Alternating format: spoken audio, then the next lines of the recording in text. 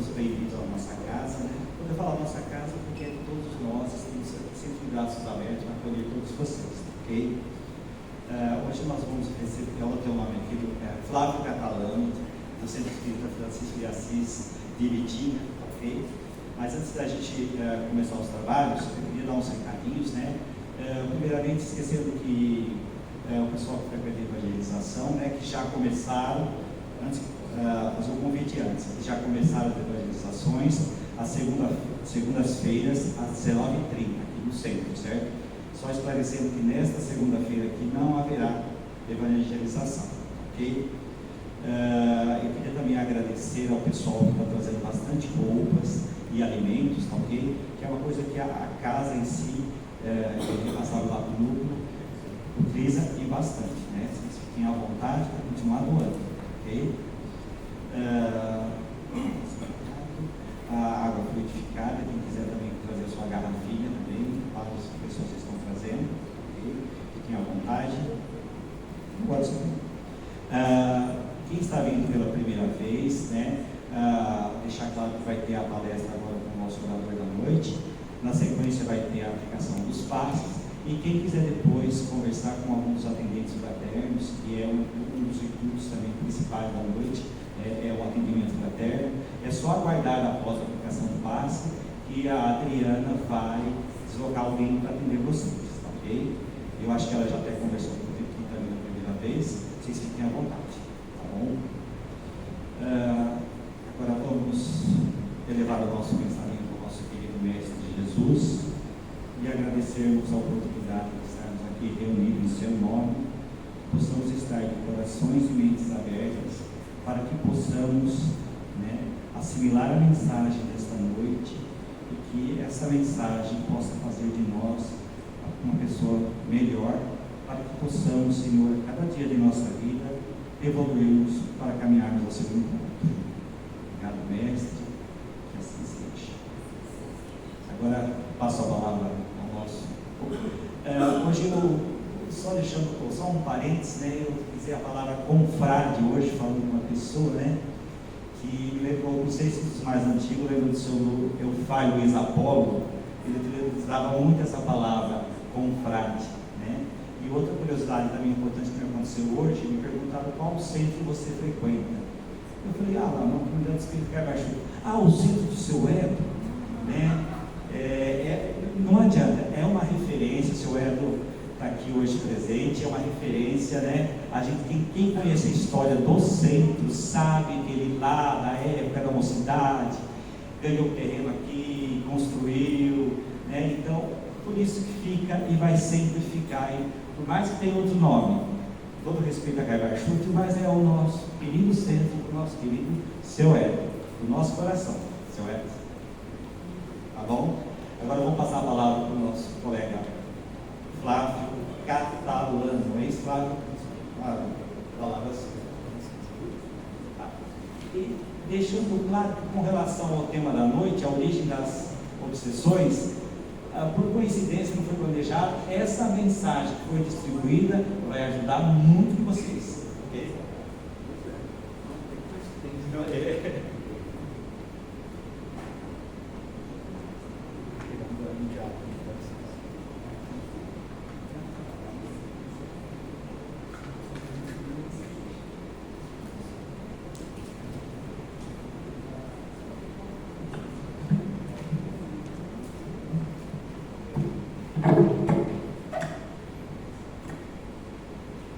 Boa noite a todos e a todas da cidade de Matão, aqui do centro Caibaixu. Hoje é uma noite muito, muito especial para mim, porque a primeira vez que eu fiz uma palestra fora de Ibitinga foi aqui, e foi em 2014. Então eu estou comemorando 10 anos de palestras, faz 10 anos que eu me ouço toda palestra, e eu sou o que mais precisa das minhas palestras. Então, primeiro eu descobri que eu estou ficando velho, né? E E segundo, ainda bem, né? E segundo que aqui é sempre uma casa que me traz um afeto muito grande, porque aqui foi o primeiro lugar onde eu fiz palestra fora de Pitinga. Aliás, aqui foi a segunda palestra que eu fiz, né? E dentro dessas andanças de palestras, claro que foi o Orson que me ajudou nesse sentido. Então eu dedico essa noite a todos os amigos de Matão que nos acolhem tão bem, de forma tão querida. Para comemorar, eu trouxe um tema bem tranquilo, né? Bem leve, que é a origem das obsessões. Por que falar de obsessão? Olha, em primeiro lugar, porque a essência do estudo da doutrina espírita recai sobre o conhecimento das obsessões. Nós, espíritas, somos os únicos. Fica à vontade.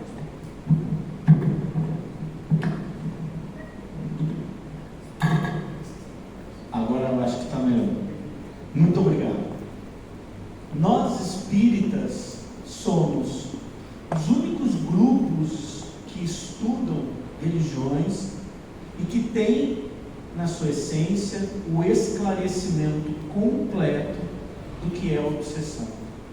Eu gostaria de lembrar vocês que todas as religiões que passaram pelo Ocidente mascaram esse assunto, ou o omitem, quando não criam personagens que até atrapalharam a evolução da nossa existência. Então, quando nós falamos de estudo sobre as obsessões, nós estamos falando de uma característica que é própria do espírito, é própria do nosso conhecimento e é imprescindível. Não há como mergulhar na doutrina espírita, escolher ser um espírita e não lidar com maturidade com relação à obsessão. E não somos nós que dizemos isso. A orientação vem de Allan Kardec, o codificador da doutrina espírita. Não é à toa que Kardec desenvolve um livro específico para tratar da mediunidade, porque ele sabia que o estudo da mediunidade era a melhor forma de conhecer a si mesmo, de poder saber a respeito das questões da obsessão. No capítulo, a obra, o livro dos médiuns, que eu trouxe hoje para a gente conversar, tem um capítulo só destinado à discussão sobre a obsessão. Um capítulo chamado, capítulo 13, chamado das obsessões. E no início desse capítulo, Kardec diz que o maior desafio da doutrina espírita, o maior obstáculo da doutrina espírita são as obsessões. Não é à toa. Não é à toa. É justamente porque quando Kardec mergulha na codificação da doutrina espírita, ele descobre que a raiz de todos os problemas espirituais e que trazem reflexos no mundo dos encarnados são o que nós chamamos de conflitos obsessores. Agora, é claro que a doutrina espírita, aprofundando-se a respeito desse assunto, nos traz revelações muito importantes. E são essas revelações, são essas reflexões que eu gostaria de começar o nosso bate-papo. Por que a gente precisa saber a respeito das obsessões? Em primeiro lugar, porque nós somos frutos das obsessões. Todos nós que estamos aqui, a nossa formação material, a nossa composição corpórea, que é o resultado da nossa vibração perispiritual, tem resquícios de processos obsessivos que estamos resgatando. Todos nós que estamos encarnados no planeta Terra, vivendo nesse momento em meio à doutrina espírita, estamos fazendo isso, porque buscamos melhorar a nossa vida.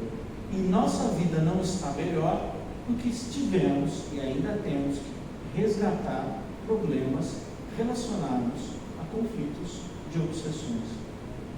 É por isso que todo estudante espírita precisa deixar um tempo da vida no estudo das obsessões, não só para conhecer os mecanismos, mas principalmente para se conhecer. Não há como nós pensarmos no estudo das obsessões sem antes entendermos que todo o processo de conhecimento a respeito dessa situação nasce do conhecimento acerca da própria mediunidade. E essa reflexão é importante quando nós vamos notar que o livro que traz um assunto mais aprofundado a respeito das obsessões é um livro que se chama Livro dos Médiuns.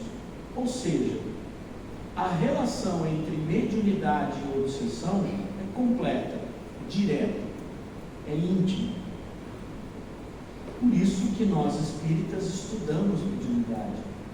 Por quê? Porque ao mesmo tempo estamos estudando os conflitos de obsessão.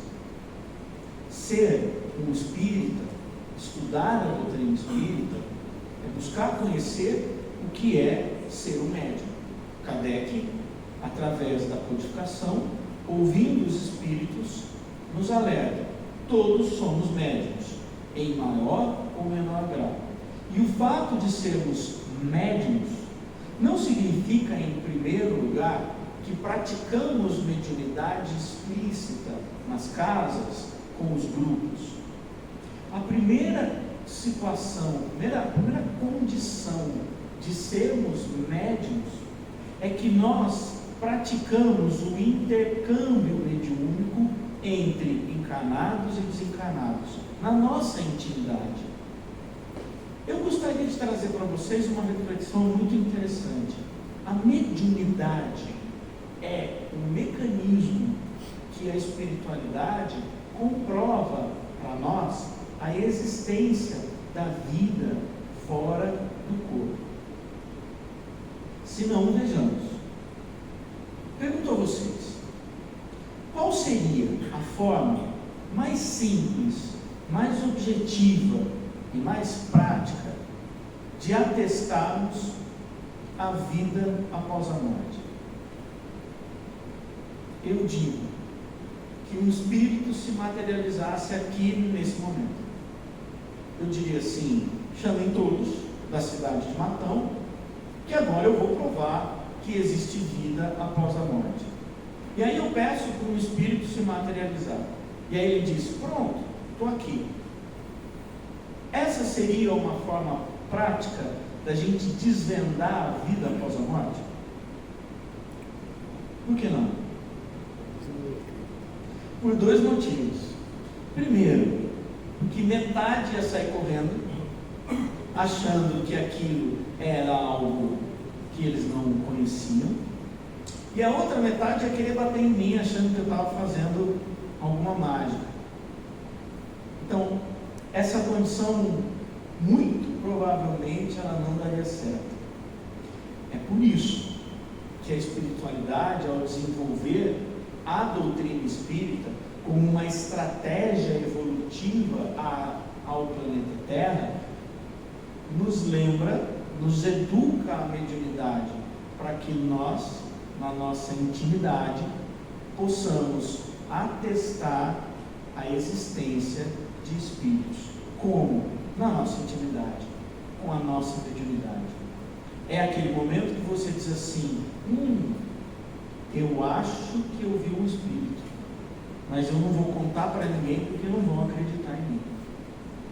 É essa o atestado da vida após a morte. É íntimo, é particular, próprio de cada um.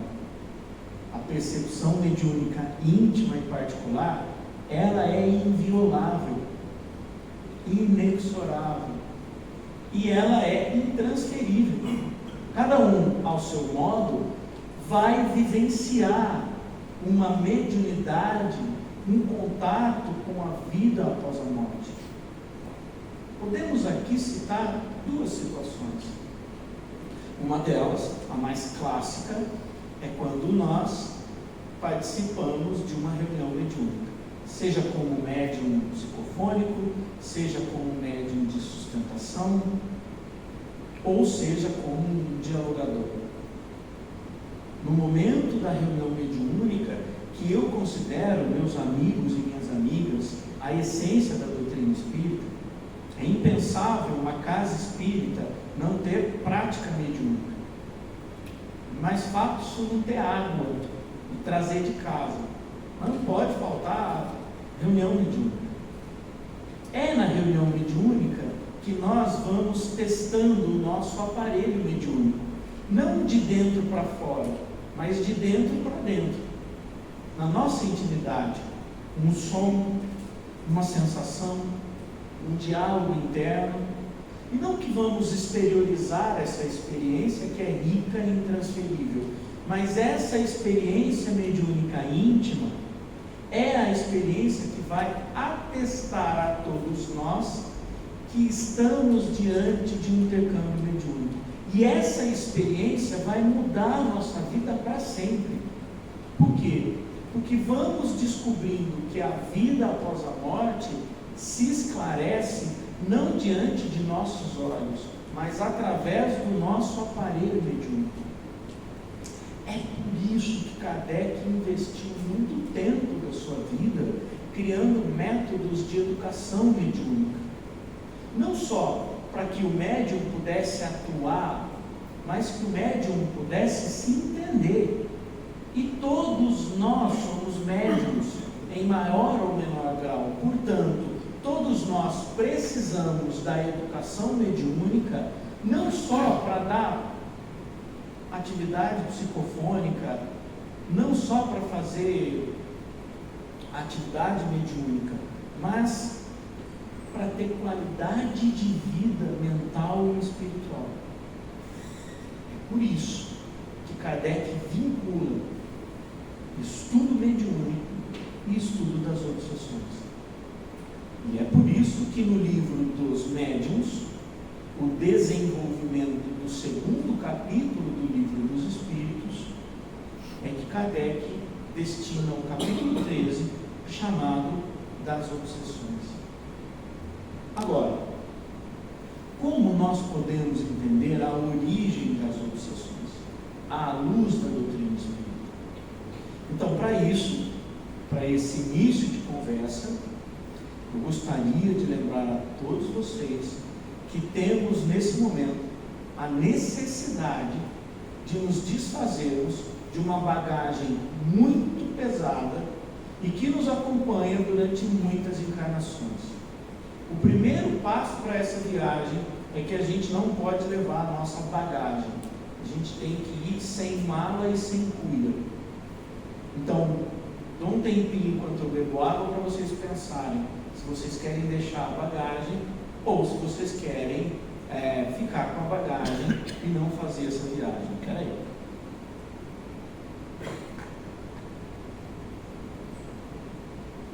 Mas antes eu vou explicar por quê. A bagagem que a gente traz não nos permite compreender a condição da obsessão na sua essência. A bagagem que a gente traz não nos permite compreender a essência do que é ser um espírito. Em tempos como esse que conversávamos, em que a doutrina espírita corre um risco gigantesco, paradoxalmente, porque ela está muito famosa, e quanto mais famosa a doutrina espírita está, mais medo eu tenho. Nós precisamos compreender na essência o que é ser um espírito. Em primeiro lugar, é alguém que decidiu buscar a maturidade espiritual.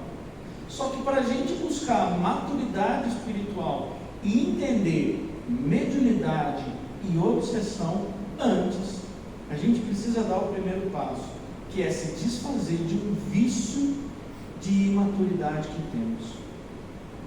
E esse vício de imaturidade, não pensem vocês que ele está lá escondido numa montanha, em que depois de 10 anos de estudo, passando da faixa amarela para a vermelha, para a laranja, para a preta, na doutrina espírita você vai ter o kimono da mediunidade e vai saber essa história. Não. O primeiro passo para conhecer esse assunto está na primeira pergunta do Livro dos Espíritos. E é essa pergunta respondida e refletida que nos faz com que nós nos desfaçamos das nossas malas, das nossas bagagens antigas de priscas eras e nos desfaçamos da nossa condição de responsáveis espirituais. A primeira pergunta do Livro dos Espíritos, vocês se lembram? Qual é? O que é Deus? O que é Deus? A pergunta é boa, mas a resposta é melhor ainda. Eu sei que vocês sabem. Qual é a resposta? A inteligência suprema, a causa primária de todas as coisas. É uma resposta dividida em duas partes. A primeira, nada mais óbvio. São os espíritos dizendo: vai devagar, porque existe uma inteligência suprema e não é você. E sendo uma inteligência suprema, essa resposta 1 significa que nós precisamos entender que não temos controle de tudo na vida, porque há uma inteligência suprema que dita as regras acima de nós. Então nos coloca na condição de meros estudantes da vida. Mas a segunda resposta é incrivelmente intrigante, e ela é o ponto de partida de um espírito. A segunda resposta dessa pergunta faz muita gente não dar conta de ser espírita. A causa primária de todas as coisas. Vamos usar agora o nosso lado filosófico da doutrina. Se existe, segundo os espíritos, uma causa primária de todas as coisas, significa que existe uma causa secundária. Caso contrário, os espíritos responderiam a causa de todas as coisas. Mas se os espíritos responderam a causa primária, é evidente, por uma relação filosófica, que existe uma causa secundária. Se Deus é a causa primária, quem é a causa secundária? Vocês, eu, todos nós.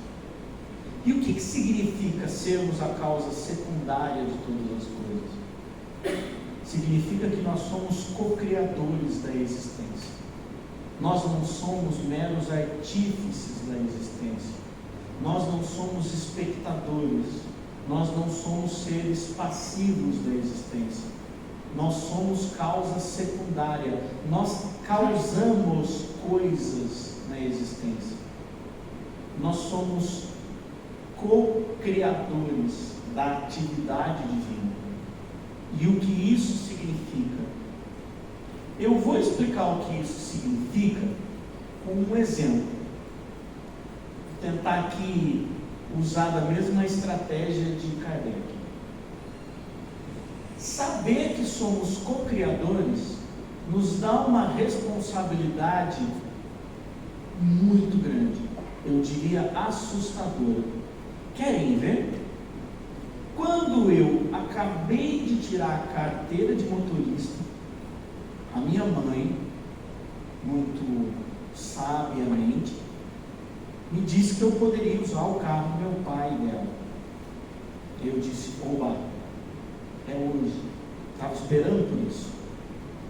E aí ele me chamou e falou: ó, a chave do carro do seu pai está aqui. Que é sempre a mãe que intermedia, né? Porque o pai ia ficar nervoso, não ia deixar, então eu falei: deixa que eu faço. Pegou a chave do carro e me disse: olha, pode sair. Eu disse, posso? Pode. Volta a hora que você quiser. Eu falei, verdade? É. O tanque está cheio. Eu falei, meu Deus. Só quero te lembrar, disse ela, que esse carro é o que o seu pai usa para trabalhar. E a gente está contando com a sua responsabilidade de que você vai trazer ele de volta, porque se amanhã cedo o seu pai não puder usar o carro para trabalhar, a gente não ganha dinheiro para nos sustentar. Mas eu confio em você. Sabe o que eu fiz? Peguei o carro, estacionei na esquina e fui a pé. É muita responsabilidade. Eu estava esperando eles dizerem não para pegar escondido. Mas a hora que eles disseram assim, eu confio em você e deposito em você a responsabilidade que eu também tenho, a minha mãe me disse assim, você agora vai vivenciar 1% do que é ser uma pessoa responsável. Você está entendendo o que é ser co-criador? Entende o que é ser a causa secundária? A primeira lição da doutrina espírita é uma lição que afasta 90% dos viajantes que querem ser espíritas. Por quê? Porque ser espírita é ser extremamente responsável até pelo que fala e pensa. Porque aqui não é lugar para contar a história da carochinha. Aqui não tem varinha de condão, não tem palavra mágica, não tem catarse. Aqui tem esclarecimento. Por isso que ser espírita não é para qualquer um. Passou da primeira fase, que é a primeira pergunta, então agora todo mundo está sabendo que nós somos o resultado daquilo que pensamos, daquilo que falamos, daquilo que fazemos. Por quê? Porque ao longo do estudo da doutrina, vamos aprendendo que nós somos o que pensamos, somos o que falamos e somos o que fazemos. André Luiz, o Espírito, por intermédio de Chico Xavier, fez um livro que foi publicado em 1986, chamado Apostilas da Vida. Nesse livro, André Luiz diz que a língua é a alma do Espírito.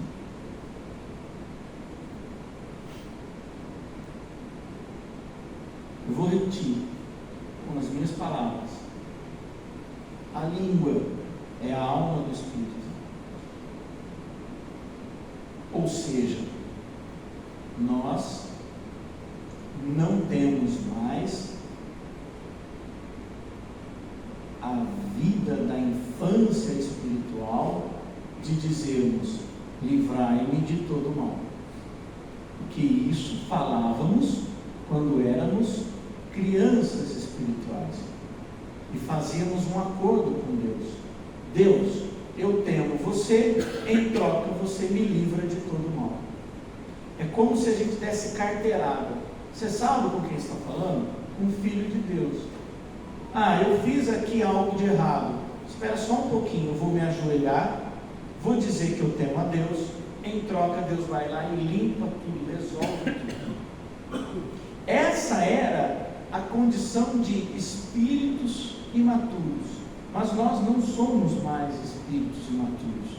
Nós somos espíritas em processo de esclarecimento espiritual. E o primeiro passo é buscarmos a maturidade espiritual. Sabermos que somos co-criadores. E eu tenho absoluta certeza que você está me perguntando o que tudo isso tem a ver com obsessão. Ou ele esqueceu o tema da palestra. Não.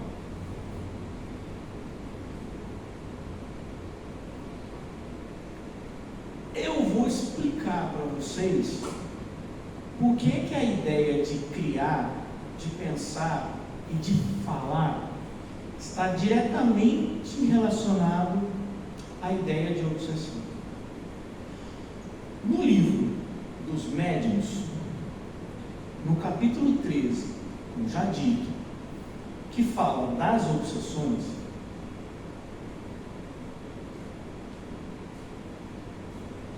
se vocês sabem, mas eu acredito que vocês sabem, no capítulo 23, versos 4, chamado das obsessões, eu não sei se vocês sabem, mas eu tenho certeza que vocês sabem, que Kardec fez esse livro em forma de itens, onde cada parágrafo tem um item. Lembram disso ou não? Então você vai olhar no livro dos médiuns e vai ver que ele tem itens, até mais de 300 itens, porque cada parágrafo do livro é numerado. No item 252, que está dentro desse capítulo 23, chamado das obsessões, Kardec traz um exemplo para ilustrar como se desenvolve o processo obsessivo e as consequências do processo obsessivo. Posso contar? Só que tem uma coisa: a quem mais é dado, mais será cobrado. Então, caso você não queira ser cobrado, dá tempo, pode sair. Só depois não reclama comigo. Você ficou porque você quis. Porque 99% das pessoas estão imaginando ainda que a relação entre a gente e os demônios se dá como uma maldição, onde o espírito obsessor está andando e diz: eu vou entrar nessa casa agora. Por quê? Não sei. Vou lá. Ou então que você foi amaldiçoado porque alguém não gosta de você e jogou um feitiço em você. Vamos ser esclarecidos agora, mas vamos ser cobrados. Então eu vou contar a história. Kardec conta uma história que aconteceu com ele. Está no item 252 do livro dos médiuns, no capítulo 23. Ele conta que ele foi procurado por uma senhora que morava numa região rural de Paris. Era uma senhora que vivia com outras irmãs, todas solteiras, já de uma idade avançada, e que moravam numa fazenda de herança da família. E o que estava acontecendo? Elas estavam passando por um processo de obsessão chamado poltergeist. Vocês sabem o que é isso? Poltergeist é quando você tem uma manifestação física de um processo obsessivo. As coisas pegam fogo, as coisas quebram, uma coisa sai voando de um lado para o outro. Isso faz parte do estudo dos processos obsessivos.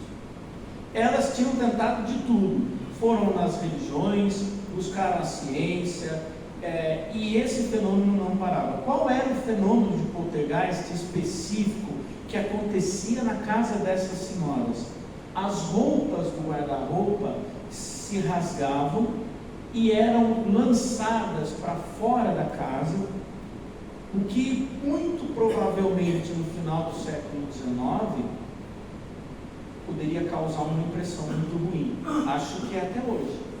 Imagine você está na sua casa e de repente o guarda-roupa se abrir e as roupas voarem. Ou você pegar uma roupa e ela está toda rasgada. Kardec conta nesse trecho da obra que ele foi até a fazenda, ele fez toda a averiguação científica, usou da metodologia científica para averiguar se realmente aquele fenômeno ocorria. E aí ele atestou que o fenômeno realmente estava ocorrendo. Kardec então atesta que havia naquela casa um fenômeno de poltergeist. O que é que Kardec faz? Ele volta para Paris e na próxima sessão mediúnica da sua comunidade, dos estudos espíritas de Kardec, ele evoca um espírito benfeitor da comunidade, da associação em que ele presidia, e pede para esse espírito benfeitor informações sobre o motivo, se esse espírito benfeitor pudesse explicar o que é que estava acontecendo naquela casa. Então, o espírito benfeitor responde a Kardec por meio de uma psicografia. Vocês querem ouvir a resposta do Espírito? Sim, claro. Posso ler? Opa, agora. Tem certeza? Já. Então vamos lá. Preparem-se. Diz o Espírito: o que essas damas têm de melhor a fazer é pedir aos espíritos protetores para não abandoná-las, e não tenho melhor conselho a lhes dar que descerem em suas consciências para aí se confessarem a si mesmas e examinarem se têm praticado o amor ao próximo e a caridade. Quando eu li esse texto, eu pensei, #partiu cesta básica. Obsessão, poltergeist, vou no mercado, compro uma cesta básica. Muito obrigado. Faço assim. Né? Deixo a cesta básica para alguém. Puf! Foi embora. Mas a mensagem não acabou. Só está começando. Presta atenção, amor. Não digo a caridade que dá e distribui, mas a caridade da língua. Porque, infelizmente, elas não sabem conter as suas e não justificam os seus atos piedosos, o desejo que têm de se verem livres daqueles que as atormentam. Vamos refletir sobre essa mensagem. Segundo esse espírito benfeitor, o processo obsessivo de materialização na casa dessas senhoras estava ocorrendo porque a vibração espiritual da casa era tão negativa a ponto de haver espíritos tão desorientados que praticavam materialização. E qual era o combustível que alimentava essa obsessão? A maledicência, ou, na minha terra, a gente chama de fofoca, que não é o caso de vocês aqui de matar. Mas a gente tem que pensar nos outros irmãos. De jeito nenhum. A maledicência, a falta da caridade da língua. Vamos nos lembrar da reflexão de André Luiz no livro Apostilas da Vida. A língua é a alma do Espírito.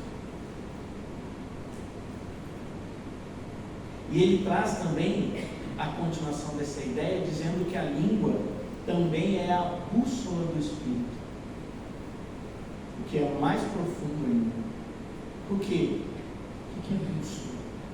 A bússola é a nossa orientação, para onde a gente busca ir.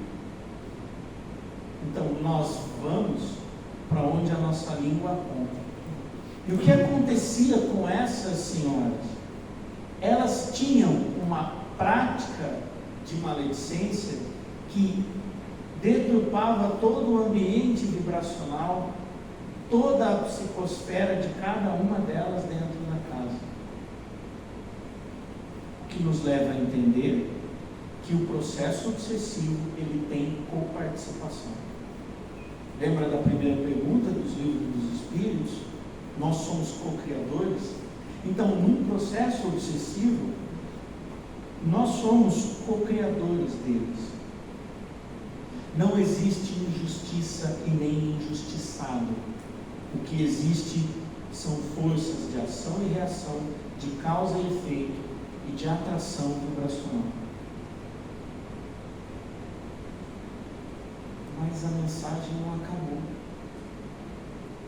Agora vem a parte mais assustadora. Vocês querem que eu leia? A gente já chegou até aqui, certo? Então vamos até o fim agora, né? Presta atenção. Entretanto, diz o Espírito benfeitor, se chegarem a se melhorar, o Espírito benfeitor está dizendo, entretanto, se essas irmãs melhorarem a si mesmas, seus anjos guardiões se reaproximarão delas. Olha lá. Como dizem os meus alunos, buguei. Vou tomar uma água, peraí.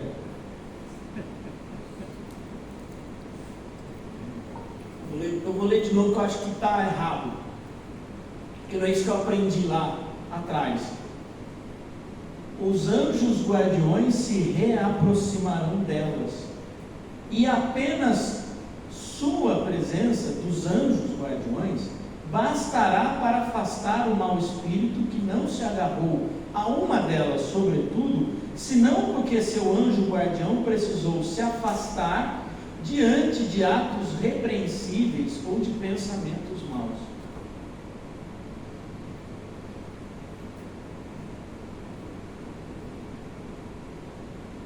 A depender da nossa qualidade vibracional, segundo o livro dos médiuns, nem o nosso anjo guardião fica ao nosso lado.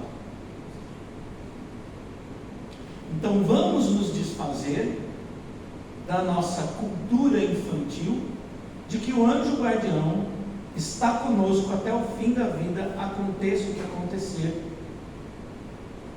Que isso não é verdade. Aliás, isso não tem nada de lógico. Você estaria colocando em risco a sua vida espiritual em nome de alguém que não se ajuda? Não. Como diz Emmanuel, ninguém ajuda aquele que se desajuda. Então a doutrina espírita nos adverte, o livro dos médiuns nos adverte, no estudo das obsessões, que nós precisamos cultivar a proteção que desejamos. Lembremos-nos de que somos co-criadores, não existe varinha de condão. Então, dois grandes ensinamentos da doutrina espírita para nós espíritas. A obsessão é um processo de cocriação, e o processo de saneamento da obsessão se dá, em primeiro lugar, a partir da nossa vontade. Faz sentido?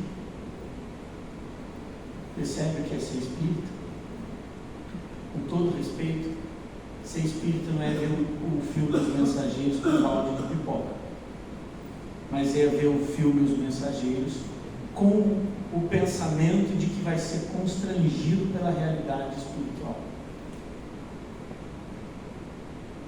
Porque se nós continuarmos fantasiando as nossas relações com a doutrina espírita, nós vamos nos afastar da realidade.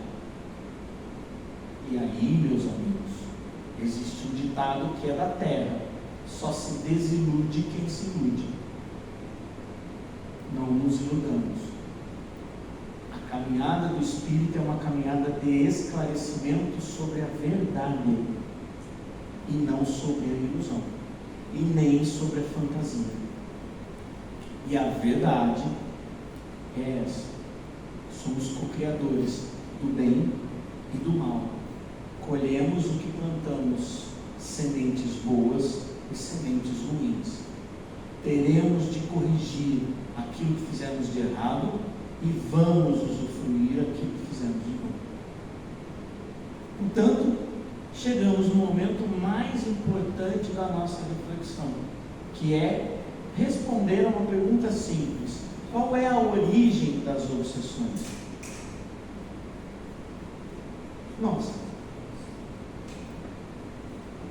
Nós somos a origem das obsessões. Porque o espírita preparado, estudioso, maduro, quando ele está diante de uma reunião mediúnica e ele é avisado que tem ali um espírito obsessor que está querendo resolver um problema com ele, ele entende que é uma oportunidade de ele resolver um problema que ele também causou.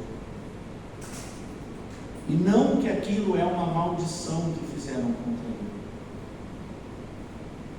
A origem das obsessões está na nossa completa incapacidade de compreender que, como médiuns, tomamos decisões influenciados e sendo influenciados, e que causamos consequências com os nossos atos, e que as obsessões, quando elas afloram diante de nós, são oportunidades de correção e não maldições que devemos evitar. Precisamos, de maneira clara, compreender que existe uma ferramenta que nos auxilia para que nós possamos nos corrigir, aprender. E esse é um ponto fundamental. Eu gostaria de ler para vocês um trecho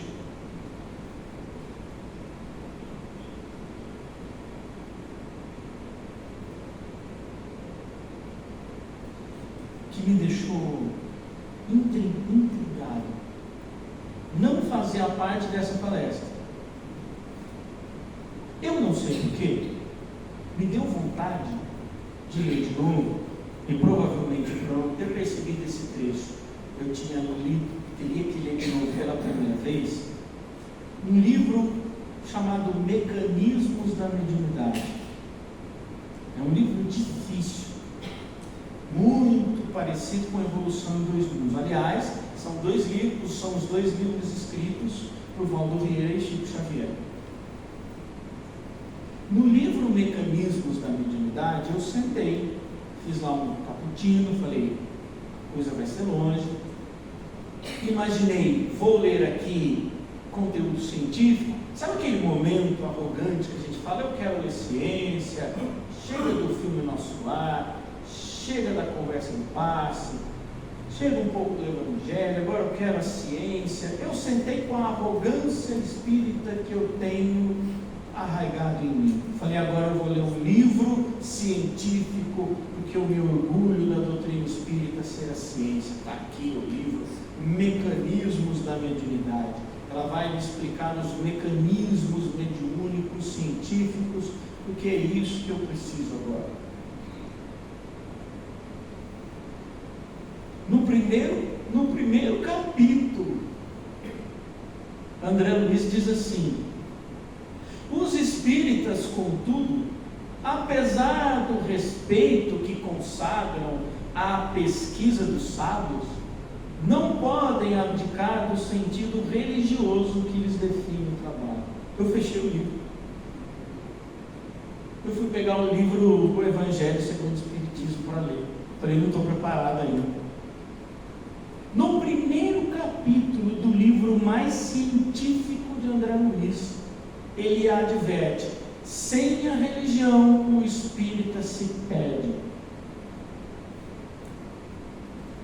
Quantas vezes nós falhamos em nome da ciência, em nome do progresso material, em nome da biologia, da química, da física, da psicologia, da medicina. Sabedores que éramos da nossa arrogância de que não precisávamos da religião. A advertência de André Luiz, ela é importante porque vem de um espírito que, em tese, conhecemos como o espírito científico, o médico, que conta as histórias do mundo espiritual. E a doutrina espírita, ela nos constrange porque ela é silenciosamente constrangedora.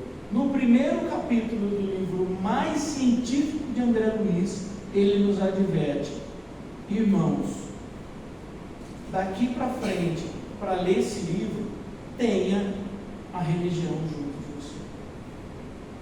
O que nos leva a compreender que, se aquelas irmãs lá do exemplo do livro dos médiuns estivessem em sintonia com os ensinamentos do Evangelho segundo o Espiritismo, elas compreenderiam as consequências da maledicência ao próximo, a si mesmo. Portanto, meus amigos, espíritas, estudantes, simpatizantes, o primeiro antídoto para a obsessão, o primeiro, é não se desgrudar do aspecto religioso da doutrina espírita. Não menosprezar o aspecto religioso da doutrina espírita. Por quê? Porque ele é a nossa rodinha. Querem ver? Qual é um dos primeiros ensinamentos que uma pessoa, quando passa por um tratamento de dependência química, aprende? Tenha respeito pelo seu vício. O que isso significa? Saiba onde você deve ir e onde você não pode ir. Conheça os seus limites. Tenha respeito pelos vícios que você tem e que o derrubou, para que você não se derrube mais. Ou seja, ali eu não vou, porque eu sei que se eu for ali eu não me controlo. Não é assim? Então, qual é o papel da religião na doutrina espírita? Qual é a função do aspecto religioso da doutrina espírita? Nos lembrar que somos falhos, que nós não damos conta de nós mesmos. A religião nos ajuda. Lembremos de um dos ensinamentos mais profundos da religião, presentes no Evangelho, e que a doutrina espírita estuda profundamente. Quando Cristo nos adverte: vinde a mim, todos vós que estáis cansados e fatigados, e eu vos aliviarei. Suave e leve é o meu fardo e o meu jugo. Essa reflexão é a reflexão primordial do aspecto religioso na doutrina espírita, porque essa reflexão nos lembra o seguinte: não saia do fardo e do jugo do Cristo. Vá estudar o aspecto científico, vá estudar o aspecto filosófico, vá praticar a mediunidade, vá conhecer os aspectos da obsessão, mas no cercadinho do Cristo, porque senão você vai se perder de novo.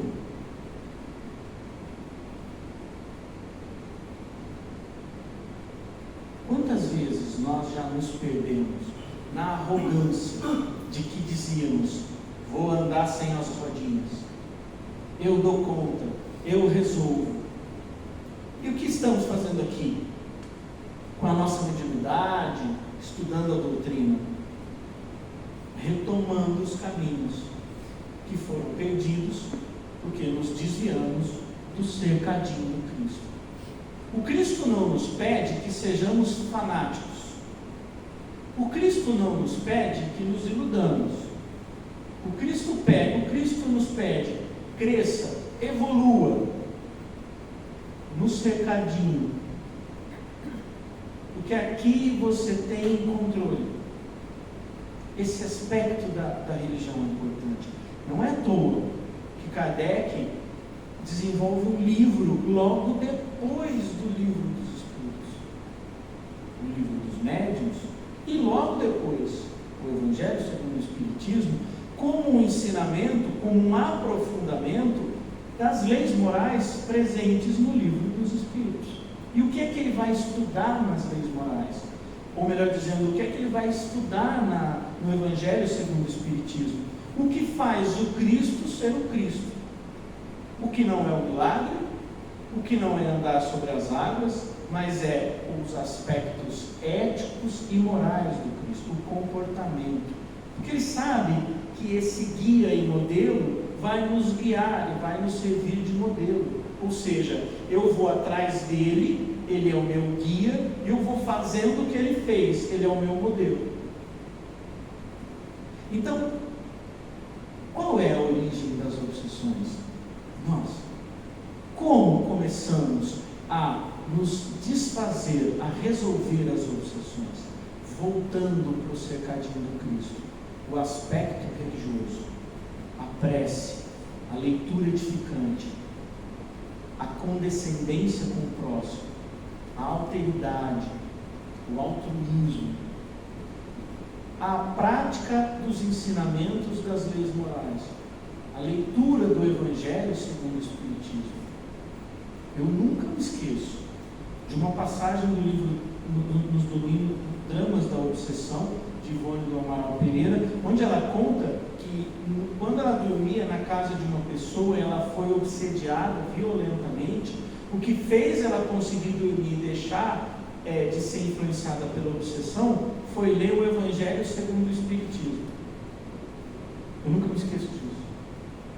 E quantas vezes eu sentei e fiquei lendo o Evangelho segundo o Espiritismo para que eu me desfizesse de forças, raivas, ímpetos, violências espirituais que me assolavam.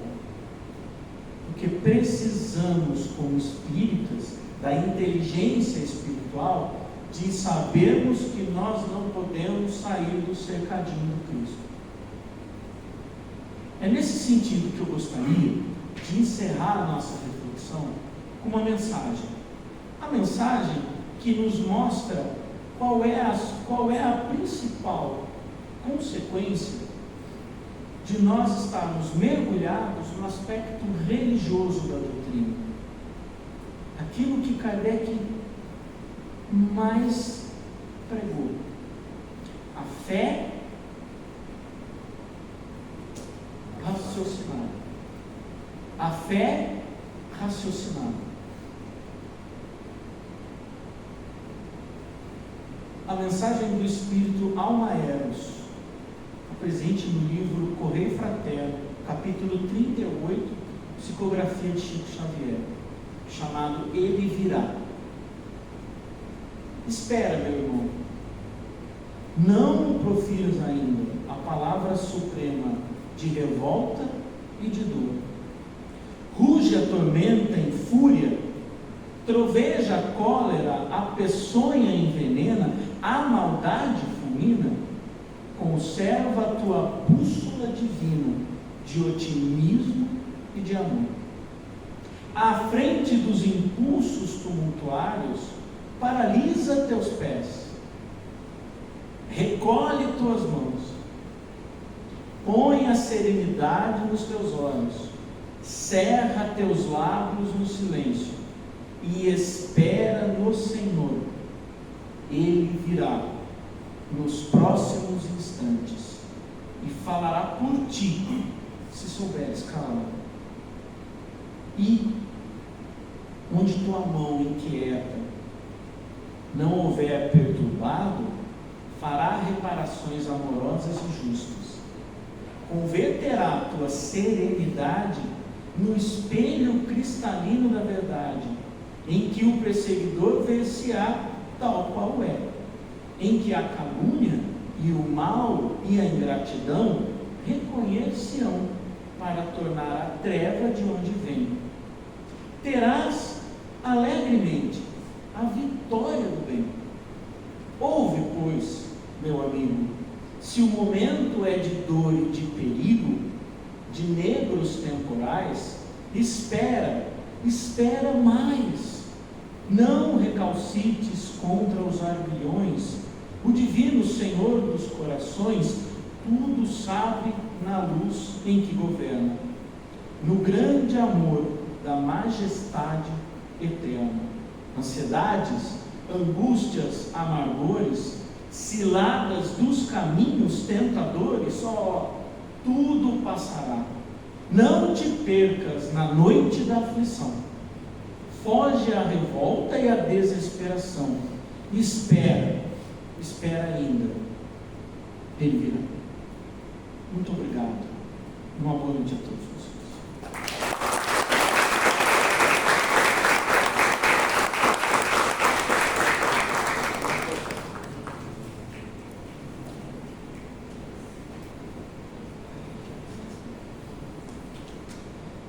Flávio, muito obrigado pela belíssima explanação da noite. Flávio, nós temos por hábito, ao final da palestra, sortear um livro. Eu gostaria que você falasse um